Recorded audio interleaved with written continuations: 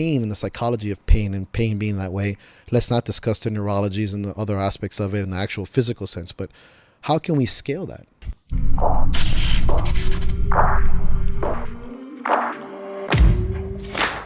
How do we learn to communicate that? Well, easy. We make it descriptive and specific to the individual. What's your max effort? What's my max effort? We discussed that in percentages. We talked that in numbers. We talked that in movements. I'm not asking everybody to be a psychologist, but you don't have to be when you ask your client, what's the worst thing that could happen to you at the gym? Okay, that's your 10. Has it ever happened to you? Yes and or no. And now you can start scaling.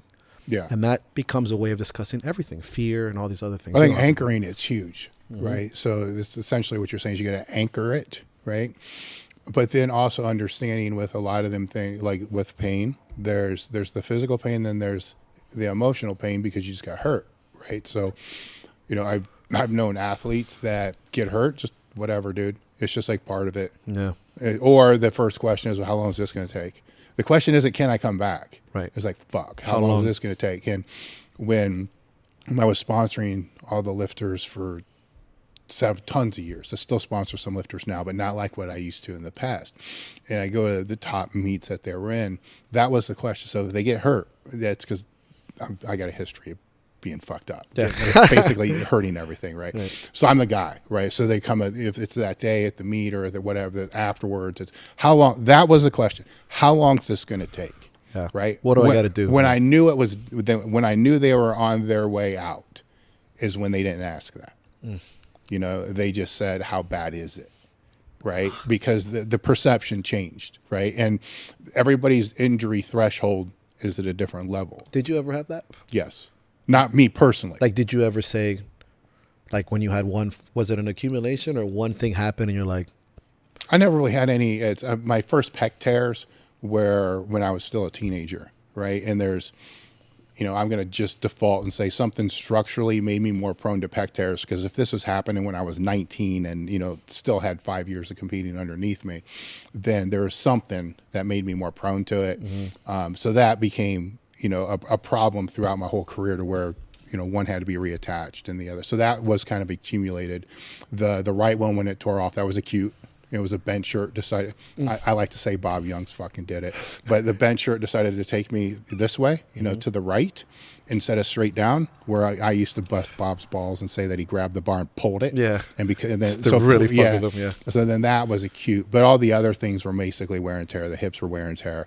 The things that were prominent at the time as I was coming through the sport were knees and backs. So I made a mental effort to never hurt my knees or back. So whatever it took to not get, because that's what I saw. I go to meet, boom, it's a knee. Yeah. Go to meet, boom, it's a knee. Blow it up. It was also pecs too back then, but it's like, fuck, I already did that, so I'm fucked. Or backs. Like these two things put people out. Right. I need to find a way to not ever let those happen. And if they ever get aggravated, I need to find a way to take care of it immediately. So I skated through, still haven't had issues with either, outside of a back, I would call it popping out, where you got to crawl for a few days and then you squat on Friday. And just press or something. Whatever. Yeah. So there's ways to kind of get around that. But I never had the one bench pec tear was in a meet and it was at the top, locking it out. That was kind of traumatic because the bar almost fell on my face. Oh, yeah, because it flies up. Yeah, but there was none of them that when it happened, I'm like, fuck, I'm done. The only time that happened was with the right shoulder. It needs replaced, and it was scoped twice. And then I started to lose. We had this brilliant idea that we were just going to use a safety squat bar for 12 weeks and then use a straight bar for 3 weeks and go to the meet. My dumb ass didn't put a broomstick on my back or do any mobility or anything like that. So I lost the ability to grab the bar during that time and never was able to regain it. When I went back to the surgeon that time and had, the x-rays, MRI, and all this other shit done, they can't clean. I'm like, let's just fucking clean it up again. Like, what? They're like, hey, we can't do it anymore. We can't. It needs replaced that day, and then going to see, different doctors, right? So what do they call that? Not referrals, but second opinions, third opinions, and they were all the same. That was one of those. Fuck. Now I'm done. But at the time, how old were you when that happened? About 40. Yeah. And But at that time, there were other things too, where, you know, in powerlifting, your total will go up for a little while, then it gets stagnant. Then it'll go up and get stagnant. You know, I was on like the 5th stagnant phase. And it's like, okay, I've been doing this for 20 some years. Like, is this going to actually bump again? Right. I'm putting on a sweater because it's like 2 degrees. Yeah. You're from Miami, right? I'm like, I'm trying to be tough, but now I'm like shivering. I don't want anybody to see that. Yeah. And so there was that factor there. So mentally, I was almost already checked out, but I didn't know what I was going to do outside of that. Right. Business-wise, the business wasn't doing anything. I'm my 4th year of not getting paid. I'm like, well, it's kind of hard to run a business when you're in the gym twice a day and doing all this other kind of stuff. Up on top of it. And I had my first son was like 2, and the other one was, 1, like under 1. So now I got 2 kids. I got a business. I have other responsibilities, and it was one of those. I had to make a decision. And I had to make an adult decision. Like, can I be a personal trainer in the gym 10 hours a day, every single day, and give up not seeing my kids grow up? Am I okay with that? Right. What more can I milk out of this sport that I haven't already done? And before I came to Westside, I was ready to walk away 100%. And then Louis kind of convinced me not to. Together. He didn't force it. It was no pressure or anything like that. He just made me see that there could be another ramp, and there was. But with that, I made a mental decision that I wasn't going to, if I was going to do this, I wasn't going to leave, because I kind of left. And at that time when I kind of left, I had a lot of what ifs. What if I would have done this? What if I would have done this? What if I would have done this? Several different things. Going back, that was my chance to make sure I never had to ask that. So looking back now, I don't say what if on fucking anything.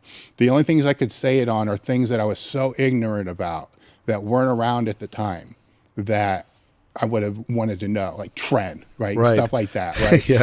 Stuff like, well, what if I would have used trend? I don't fucking know. It wasn't part of the game then. I love that. It wasn't, what if trend? Like growth hormone, stuff like that. That were or even recovery modalities. I mean, at times. Well, I did use a lot. Because Would you say that? If you knew the ones that are around now, it probably would have been a different. I used a lot of it though, because Mel Sif was a mentor of mine.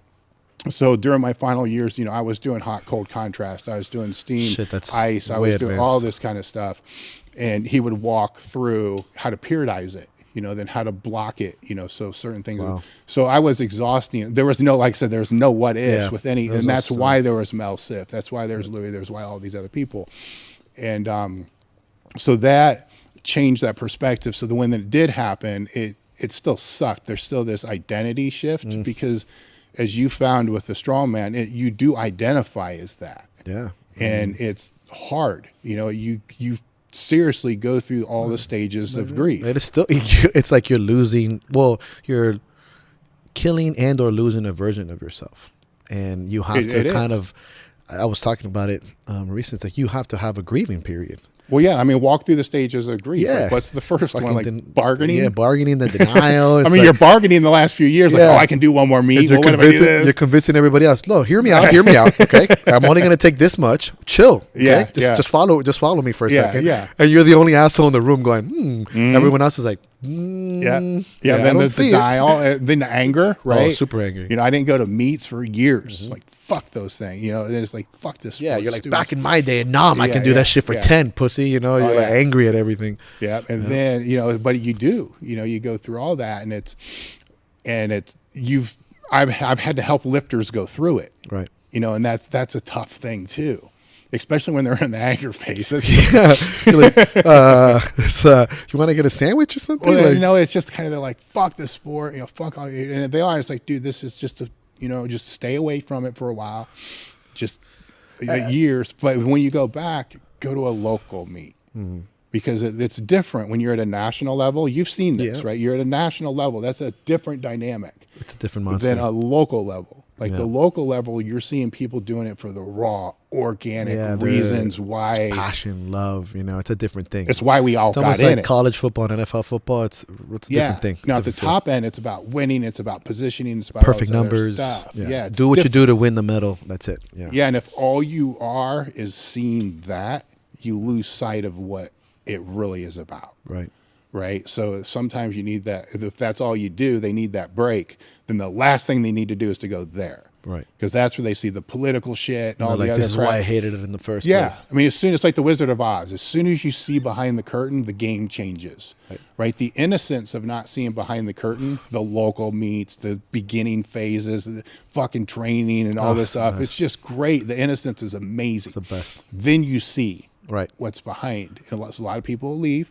A lot of the other ones, then it becomes a coaching issue where you have to work with the athlete to let them know what they have control of and what they don't have control of.